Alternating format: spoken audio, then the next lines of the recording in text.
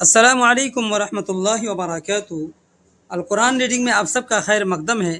سب سے پہلے میں معذرت خواہ ہوں کیونکہ میں 3 دنوں سے مستقل میں پروگرام میں تھا، اس کی وجہ سے میں آپ کے بیچ حاضر نہ ہو سکا۔ میری غیر حاضری کو آپ سب معاف فرمائیں۔ دیکھیے آج کا سبق ہے ایک اونٹ اور چوہا۔ اب آگے مضمون ہم پڑھیں گے، اس سے پہلے ہم الفاظ پڑھ لیتے ہیں معنی کے ساتھ۔ آوارہ لفظ ہے، اس کا معنی ہوتا ہے جو بے مقصد ادھر ادھر پھرے، لا ابالی، بھٹکا ہوا۔ یہ 3 معنی ان کے ہیں۔ کیا ہے؟ جو بے مقصد ادھر ادھر پھرے، لا ابالی، بھٹکا ہوا۔ ٹھیک ہے، ادھر آگے لفظ دیکھیں ناممکن، یہ لفظ ہے، اس کا معنی ہوگا جو ہو نہ سکے۔ اسی طرح جو ممکن نہ ہو، ٹھیک ہے، جو امپاسبل ہو۔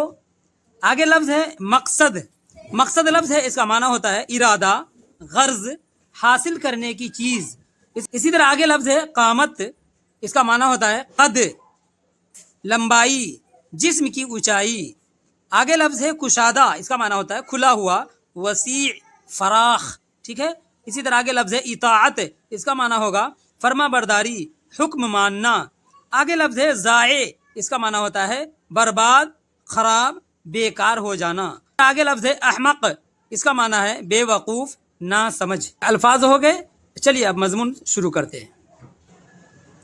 اردو زبان کی دوسری کتاب، سبق نمبر 14 یعنی لیسن نمبر 14، ایک اونٹ اور چوہا۔ ایک بھاگا ہوا اونٹ جنگل میں آوارہ پھرتا تھا۔ اب آوارہ کا معنی میں نے بتا دیا تھا۔ اور نکیل کی رسی زمین پر گھسٹ رہی تھی۔ ایک بھاگا ہوا اونٹ جنگل میں آوارہ پھرتا تھا اور نکیل کی رسی زمین پر گھسٹ رہی تھی۔ نمبر 2، ہری ہری جھاڑیوں کے جھنڈ دیکھ کر ایک جگہ ٹھٹکا اور چرنے لگا۔ ایک جنگلی چوہے نے موقع پا کر اپنے دانتوں میں اس کی ڈوری پکڑ لی اور چاہا کہ اونٹ کو اپنے گھر لے جائے۔ ٹھیک ہے جی، آگے دیکھیں اب۔ نمبر 3، اطاعت کرنا تو اونٹ کی عادت ٹھہری، فوراً ڈوری کے سہارے پر چلنے لگا یہاں تک کہ چوہا اپنے سوراخ پر جا پہنچا۔ یعنی چوہے نے چاہا کہ میں اس آوارہ اونٹ کو لے جاؤں اپنے بل کی طرف اور پھر اسے اپنے کھائی میں گرا دوں اور پھر اسے میں اپنا شکار بنا لوں۔ تو دیکھیے اطاعت کرنا تو اونٹ کی عادت ٹھہری، فوراً ڈوری کے سہارے پر چلنے لگا یہاں تک کہ چوہا اپنے سوراخ پر جا پہنچا، مگر بیچارہ بہت حیران رہا جب اتنے بڑے قد و قامت والے مہمان کی سمائی اپنے تنگ مکان میں نہ پائی۔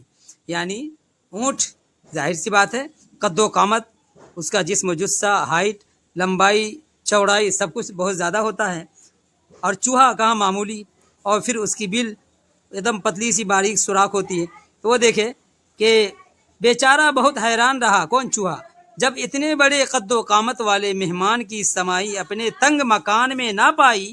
نمبر 4، ناچار چوہے نے سوراخ کھودنا شروع کیا، پھر بھی اتنا کشادہ نہ کر سکا کہ اس کا مقصد پورا ہوتا، آخر شرمندہ ہو کر بیٹھ رہا۔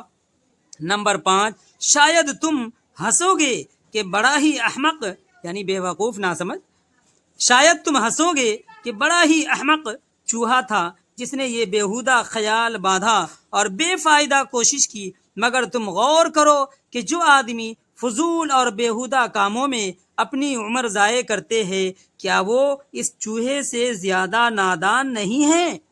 اب سوچے ہمارے سماج کے اندر، ہمارے قوم کے اندر، انسانوں کے اندر، انسانی نسل میں آج دیکھیں غور کر کے کہ انسانی نسل کس قدر اپنے آپ کو بیہودہ چیزوں میں لگا رکھا ہے۔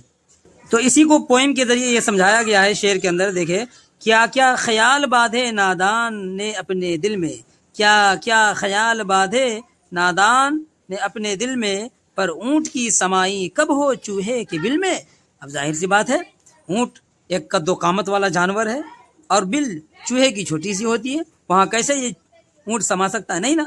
تو پھر بلا وجہ کے اپنا وقت ضائع کرنا، انسان کو وہی کام کرنا چاہیے جو اس کے لیے مناسب ہو۔ اپنا وقت ادھر ادھر فالتو کا ضائع نہیں کرنا چاہیے، اپنے وقت کا صحیح استعمال زندگی کا صحیح استعمال، خاص کر ہم امت مسلمہ سے گزارش اور درخواست کریں گے کہ اپنے وقت کا، اپنی زندگی کا صحیح استعمال کرے اور اللہ کی نعمتوں کی قدر کرتے ہوئے زندگی گزارے۔ امید کرتا ہوں کہ آپ کو یہ سبق سمجھ میں آیا ہوگا۔ جزاکم اللہ خیر۔ السلام علیکم ورحمۃ اللہ وبرکاتہ۔